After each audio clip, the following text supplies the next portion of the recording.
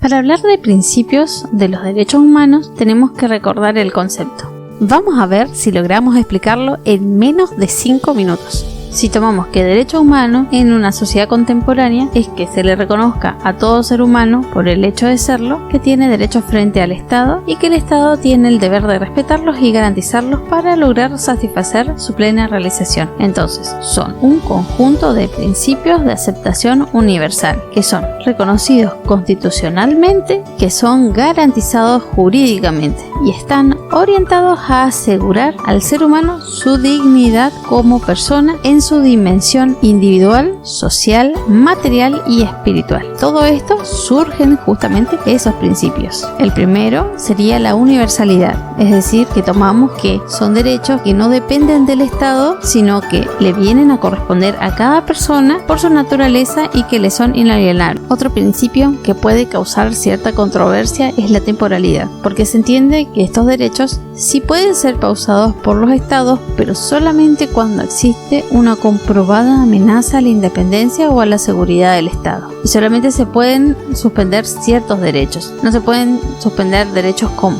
la vida, la integridad física, la libertad de expresión, la libertad en todas sus formas, entre otros.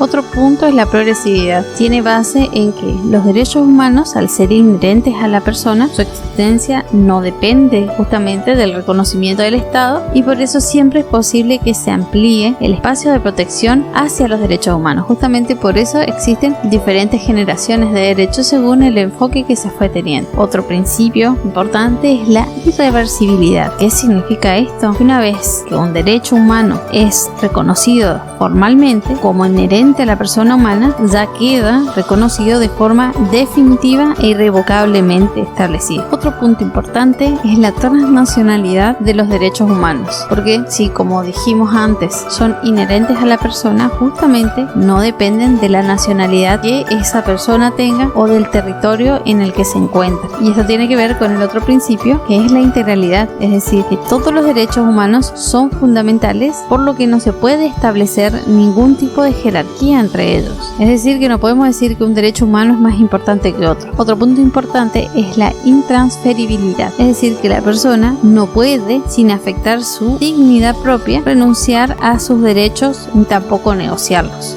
Y eso fue todo por el video de hoy. Espero que te haya servido. Si te quedaron algunas dudas, déjala en la cajita de comentarios. Si te gustó, compartila con un amigo.